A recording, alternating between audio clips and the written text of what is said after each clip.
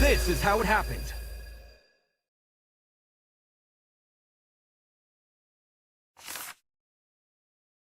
This case was directly incited by the motive Tozu introduced, in which everyone here received another person's blackmail. Amidst the chaos that spawned, the killer saw an opportunity to commit a murder.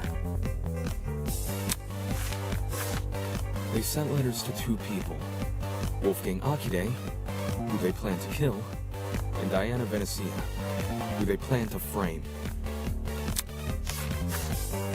Wolfgang and Diana were asked to meet in the boiler room in 2 days' time. Wolfgang's letter told him to arrive at 8:15 a.m., while Diana's told her to arrive at 8:45 a.m. The messages threatened to expose our blackmail, so we had no choice but to follow their instructions. At this point, the killer probably knew the way they were going to kill Wolfgang. Hence, how they reacted to this next piece of information. The following morning, it was revealed that Cassidy and Jet were going to hold a game tournament. The point was for people to spend time together and not think murdery thoughts. But little did we know, a would-be killer was lurking nearby. And how? The killer emboldened their own plans and made it so the tournament would happen at 9 a.m. Did you disagree with yourself?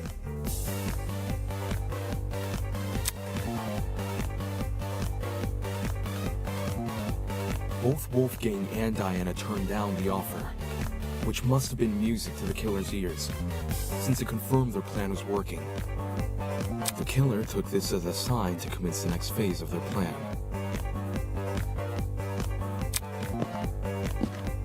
Later that evening, they went downstairs to the boiler room and began preparing the murder weapon. Though it might be more accurate to call it a murder mechanism. The killer wrapped an extension cord as tightly as they could around a car battery, which had been stolen from Jet's room.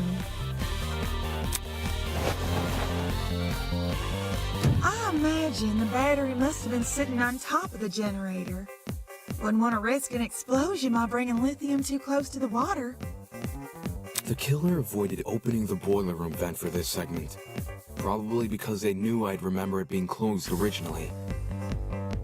A crucial part of the killer's plan would involve sliding the cord through the boiler room vent and out the other end into the dining hall.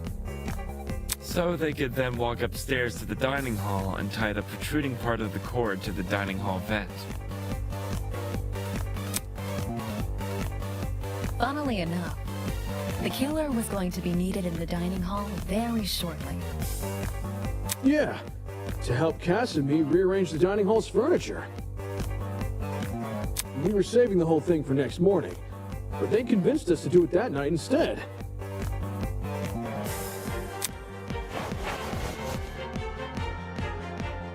Their intentions were threefold.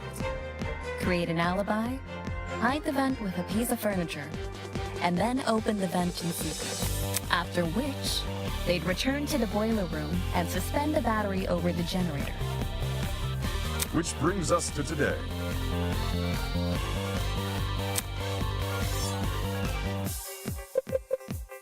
Knowing better than to head downstairs without protection, Wolfgang went to the kitchen and armed himself with a knife. Toshiko didn't notice a knife on him when the two met in the hallway, so he must have hidden it in his blazer.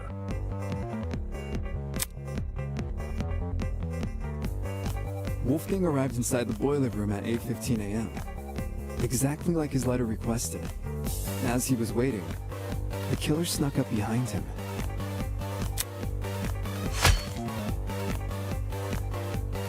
And got smacked right in the head with that steel rolling pin and crumpled like paper. A syringe was then used to inject Wolfgang with a sleeping drug, ensuring he would remain in the boiler room until Diana arrived. The killer might have, left the taser on the floor around this time.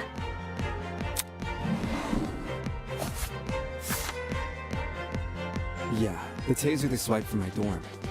They must have decided to raid the place after receiving my blackmail. If I'd heard about the taser sooner, I could have gotten rid of it. As well as whatever else my blackmail supposedly mentions. Save the angsting for later, will you?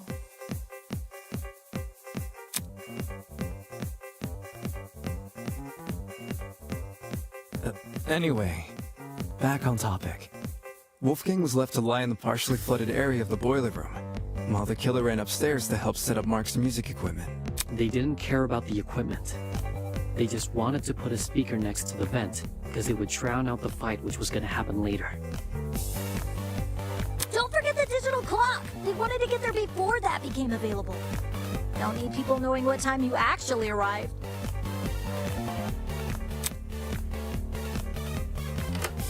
My letter said to meet at 8:45 a.m., so that's when I got to the boiler room. I made sure to close the door behind me, just as the message told me to. Bad idea. Killer flipped the doorknob so that the lock was on the outside instead of the inside. You locked yourself in!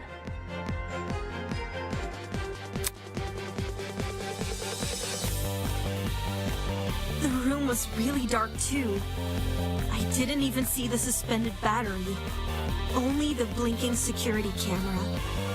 And then, Wolfgang, he got up on his feet all of a sudden, and he started crying and saying these weird things.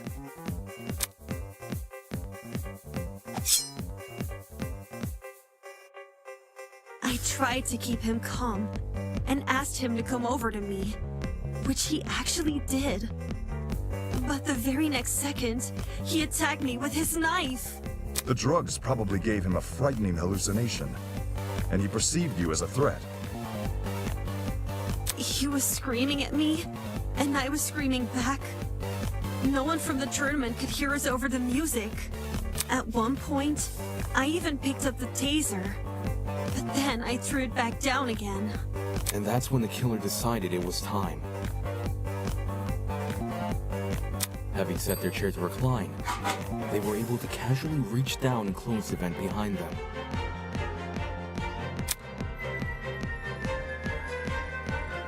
This lowered the extension cord, causing the car battery to enter the water and discharge a huge amount of electricity.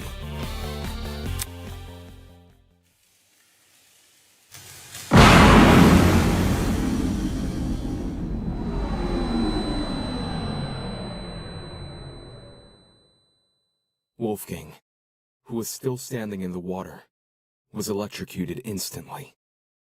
The battery itself exploded upon reacting with the water, which the killer was likely banking on as a way to destroy evidence. All of this happened right under my nose. No one could have guessed that someone present at the tournament was committing murder.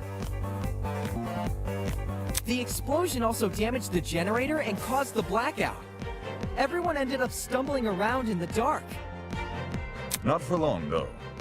We quickly came back to our senses and agreed to look for a backup generator on the underground floor.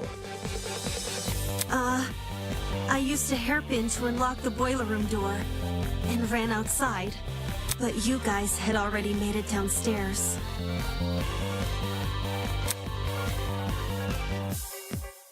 That's when you say you ducked around a corner and out of sight. Only after everyone went inside the closets did you then dash upstairs.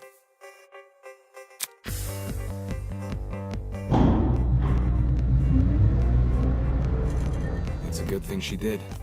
Otherwise, we'd have found her alone in a room with Wolfgang's dead body. We would have wrongly assumed Diana was the killer, and died as a result. This complicated scheme calls to mind only one person. One person who just so happened to be sitting in a certain sofa chair.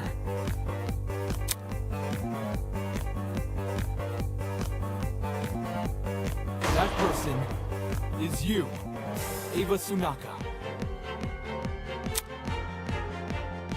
It's over, Ava. We know the truth.